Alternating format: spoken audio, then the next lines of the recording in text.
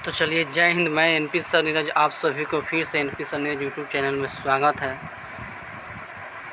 मैं बता दें कि किसी कारणवश जो है 1 माह से वीडियो नहीं अपलोड कर पा रहे थे, लेकिन आज से जो है प्रतिदिन हर रोज़ जो है आपका जो यूट्यूब पर जो है क्लास चलेगा और आप सभी जो है अच्छे तरीक़े से जो है तैयारी करते चलिए। तो समय को न गंवाते हुए पाठ की ओर बढ़ते हैं। हिंदी क्लास 10th काव्यखंड पाठ का नाम है हिरोशिमा, जिनका कवि है सच्चिदानंद हीरानंद वात्स्यायन या अज्ञेय के नाम से भी हम लोग जानते हैं, क्योंकि सच्चिदानंद हीरानंद वात्स्यायन कहने से जो है बहुत लंबा लग रहा है, इसलिए उसको अज्ञेय भी कहते हैं। तो यह पाठ जो हिरोशिमा है, थोड़ा सा बता दें कि जब अमेरिका वालों ने जापान के 2 समृद्धि शहर, एक हिरोशिमा और दूसरा नागासाकी, ऐसे तो नागासाकी का इसमें वर्णन नहीं किया गया है, लेकिन हिरोशिमा और नागासाकी पर उन्होंने बम गिराए और उस बम से जो है इतना कि तबाही मचाए। हिरोशिमा पर जो है, जहाँ तक अनुमान है कि हिरोशिमा पर 6 अगस्त 1945 ईस्वी को बम गिराया गया था। वहीं 3 दिन बाद नागासाकी पर 9 अगस्त 1945 ईस्वी को बम गिराया गया था। और उस बम में जो है लोग जरे नहीं, केवल भाप बनकर ही उड़ गए, जो वहाँ के आज भी वहाँ के पत्थरों पर जो है मनुष्य का जो है जो जरे हुए उसका साक्षी अभी भी प्रतीत है। और उस युद्ध में जो है द्वितीय विश्व युद्ध के दौरान था। 1 सितंबर 1939 से जो 2 सितंबर 1947 तक चला, 45 तक, पूरा 6 साल 1 दिन तक जो है यह पूरे विश्व में जो है युद्ध होते रहा। तो उसी पर लेखक जो है अपने पाठ के माध्यम से और विस्तार रूप से बताए हैं। सबसे पहले हम लोग कोई भी चैप्टर शुरू करने से पहले लेखक का जीवनी पढ़ते हैं और उसके बाद जो है कविता को देखा जाते हैं, क्योंकि अधिकांश जो है ऑब्जेक्टिव इसी चैप्टर से पूछा जाता है और लेखक के जीवनी से ही पूछते हैं। कह रहा है, अज्ञेय का जन्म 7 मार्च 1911 ईस्वी में केसिया कुशीनगर, जो उत्तर प्रदेश में पड़ता है, हुआ था। अज्ञेय का इसको अंडरलाइन करते चलिएगा, क्योंकि अज्ञेय का जन्म जो है 7 मार्च 1911 ईस्वी में हुआ था, किंतु उनका मूल निवास करतारपुर था, जो पंजाब में। इनका जन्म तो उत्तर प्रदेश में हुआ था, लेकिन यह कहाँ रहते थे? पंजाब में रहते थे। अज्ञेय की माता बेअंती देवी थी। इनके माता का नाम बेअंती देवी और पिता का नाम डॉक्टर हीरानंद शास्त्री, एक प्रख्यात पुरातत्ववेत्ता था। यानी कि जो पहले के जो ज़माने में क्या होता था कि अपना नाम जो है और अपने पिता का नाम से जो है मिला कर रखा जाता है। जैसे महात्मा गांधी का नाम देख लीजिए, तो इनका पिता का नाम करमचंद गांधी और इनका नाम मोहनदास करमचंद गांधी। उसी प्रकार से इनका नाम है सच्चिदानंद, इनका पिता का नाम हीरानंद, तो दोनों को मिलाकर सच्चिदानंद हीरानंद वात्स्यायन अज्ञेय भी रखे हैं। तो इनका पिता का नाम डॉक्टर हीरानंद शास्त्री है, जो एक प्रख्यात जो है पुरातत्ववेत्ता थे। पुरातत्ववेत्ता मतलब जो होता है पुराने वस्तुओं से, यानी कि पुराने चीज़ों से जो है लगाव रखना। यानी कि जैसे आज से बहुत साल पहले जो है मिट्टी के अंदर पदार्थ यानी कि दब गया, और उस चीज़ को जो है जानकारी प्राप्त करना, पुरानी वस्तुओं को जानकारी प्राप्त करना पुरातत्व कहलाती है। जैसे हड़प्पा सभ्यता के दौरान, मोहनजोदड़ो के दौरान जो खुदाई किया गया, ये सब जो है बहुत पुरानी वस्तुओं को जानकारी प्राप्त करना पुरातत्व कहलाती है। अज्ञेय की प्रारंभिक शिक्षा लखनऊ में घर पर हुई, और इनका जो शुरुआत को जो है शिक्षा हुई तो घर पर ही हुई, लखनऊ में। उन्होंने मैट्रिक 1925 ईस्वी में पंजाब विश्वविद्यालय से किया। यानी कि मैट्रिक जो है 1925 ईस्वी में की है पंजाब विश्वविद्यालय से। आपसे पूछ देगा कि अज्ञे जी मैट्रिक किस विश्वविद्यालय से कब किए? तो 1925 ईस्वी में पंजाब विश्वविद्यालय से।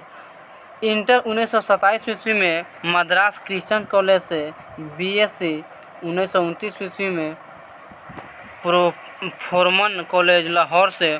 और एमए अंग्रेजी से जो है करते हैं लाहौर से किए। अज्ञे बहुभाषाविद थे, यानी कि बहुभाषाविद मतलब होता है बहुत सारे भाषाओं का जो है जानकारी प्राप्त, जैसे हिंदी, संस्कृत, फारसी, तमिल, यानी कि बहुत भाषाओं का जानकारी प्राप्त करना बहुभाषाविद कहलाते हैं। तो अज्ञे जी बहुत भाषाओं को जानते थे।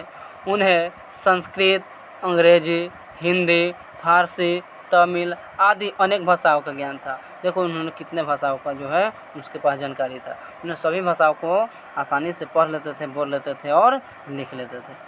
वे आधुनिक हिंदी साहित्य के एक प्रमुख कवि, कथाकार, विचारक एवं पत्रकार रहे। उनकी प्रमुख कृतियाँ हैं, उन्होंने अब कौन कौन से कहानी लिखे हैं, कौन कौन से कविता लिखे हैं। चलिए कृतियाँ में आ जाए, कौन कौन से कहानी लिखे, कौन से कविता लिखे हैं, कौन से नाटक लिखे हैं। चलिए तो उनके प्रमुख कृतियाँ था काव्य है, जो उन्होंने काव्य मतलब होता है कविता। उन्होंने कविता लिखे हैं भग्नदूत के एक, भग्नदूत, चिंता, इत्यलम, हरी घास पर क्षण भर, बावरा, अहेरी, आंगन के पार द्वार, कितनी नावें में कितनी बार, सादा नीरा आदि। ये सब क्या है? उनकी काव्य है, यानी कविता है। कहानी संग्रह देखिए क्या क्या है। तो बिप थगा, जयदोल, ए तेरे, प्रतिरूप, छोड़ा हुआ रास्ता, लौटती पंगोडिया आदि। ये सब क्या है? उनका कहानी संग्रह है। उपन्यास जो लिखे हैं शेखर, एक जीवनी, नदी के द्वीप, अपने अपने अजनबी, यात्रा, ये सब क्या है? उपन्यास। यानी कि उपन्यास उसे कहते हैं जिसको पढ़ने में 2-3 दिन समय लग जाए, वहाँ जो है सूझता नहीं है। यात्रा साहित्य और लिखे हैं अरे यायावर, रहेगा याद, एक बूंद सहसा उछल, निबंध जो लिखे हैं त्रिशंकु, आत्मनिषेध, ये सब क्या है? निबंध है। अद्यतन है तो भवंती, अंतरा, शाश्वती आदि। नाटक जो है उत्तर प्रियदर्शी। संपादित ग्रंथ है तार सप्तक, दूसरा सप्तक, तीसरा सप्तक, चौथा सप्तक, पुष्करणी, रूपाम्बरा आदि। ये सब क्या है? संपादित ग्रंथ है। अज्ञे ने अंग्रेजी में भी जो है मौलिक रचनाएं की। इन्होंने अंग्रेजी में जो है पुस्तकें लिखे और उनके ग्रंथों को अनुवाद भी किए। और बहुत सारे जो है ग्रंथों का इन्होंने क्या करते हैं, जैसे अनुवाद का अर्थ हुआ जैसे फारसी में कोई कहानी या कविता लिखा हुआ उसको हिंदी में ट्रांसलेट करना, अनुवाद करना। जैसे श्रम विभाजन में जाति प्रथा यह इंग्लिश में था, तो जिसको हिंदी में किसने रूपांतर किया? तो ललित सिंह यादव। आगा कह रहा है वे देश विदेश के अनेक विश्वविद्यालय में विजिटिंग प्रोफेसर रहे। विजिटिंग प्रोफेसर मतलब होता है, विजिटिंग मतलब भ्रमण, घूमना, और प्रोफेसर का अर्थ होता है जो व्यक्ति एमए बीए के छात्रों को जो है पढ़ाने का काम करता है। तो वहाँ विजिटिंग यानी कि घूम कर यानी कि पढ़ाते थे। घूम कर पढ़ाने का अर्थ हुआ जैसे दूसरा देश में गए, वहाँ के जो कॉलेज वाला था, विश्वविद्यालय वाले जो थे, कहते थे आइए यहाँ पर पढ़िए। यही 2-4 दिन जो रहते थे वहीं क्या करते थे? पढ़ाते थे। इस तरह से जो उन्होंने घूम कर जो है पढ़ाते थे, उसे विजिटिंग प्रोफेसर कहते हैं। उन्हें साहित्य अकादमी पुरस्कार, ज्ञानपीठ, सुगरा जो यूगोस्लाविया का है, और अंतर्राष्ट्रीय स्वर्णमाला और आदि अनेक पुरस्कार प्राप्त हुए। पूछ देगा आपसे कि अज्ञे जी के कौन कौन से पुरस्कार मिला है? तो ज्ञान साहित्य अकादमी पुरस्कार, ज्ञानपीठ पुरस्कार, सुगरा पुरस्कार और अंतर्राष्ट्रीय स्वर्णमाला पुरस्कार आदि पुरस्कार उसमें क्या किया गया? सम्मानित किया गया।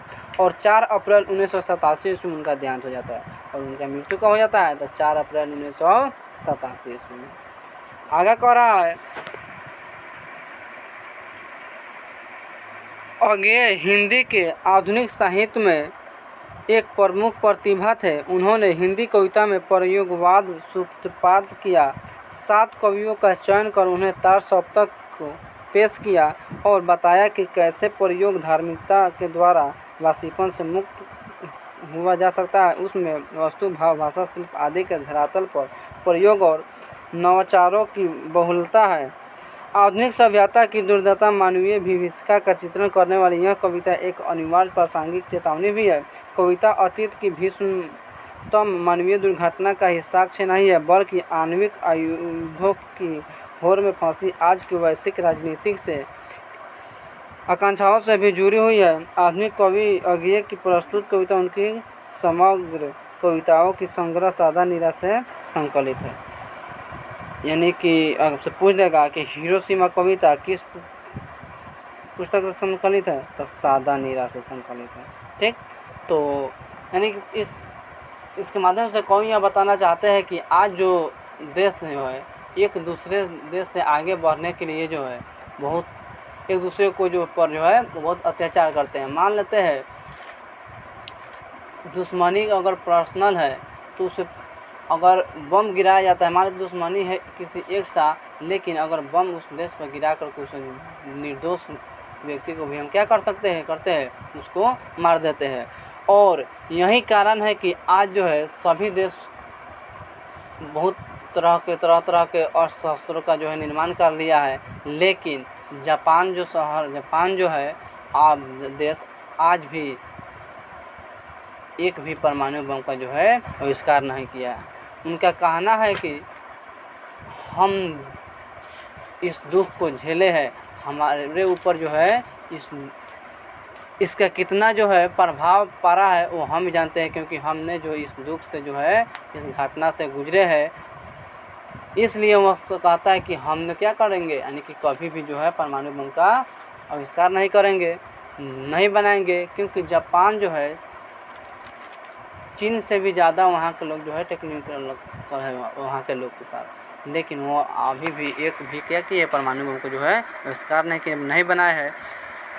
और देखिए जो यहाँ बम को सबसे पहले बनाए उसको अगर यह बात पता चल जाता है कि इसका जो है प्रयोग मनुष्यों पर किया जाएगा, तो वह बम को जो है बना भी नहीं पाता, क्योंकि नहीं बनाता, क्योंकि उन्होंने यह सोच कर बनाया कि बम जो है पहाड़ों को तोड़ने में काम आएगा। लेकिन आज मनुष्य जो है एक दूसरे पर जो क्या करे, एक दूसरे को जो है मारने के लिए इसका जो है प्रयोग करते आ रहे हैं। तो इसके अगले पार्ट में जो है हम इसका कविता पढ़ेंगे। तब तक इतना है। पर जय हिंद। मैं एनपी सर नीरज, फिर से आप सभी एनपी सर नीरज को चैनल पर स्वागत है। और अगर मेरे चैनल पर नए हैं तो चैनल को सब्सक्राइब कर दीजिए, लाइक कर दीजिएगा, ताकि इससे क्या होता है कि मेरा मनोबल बढ़ता है और अच्छे वीडियो बनाने का दिल करता है। जय हिंद।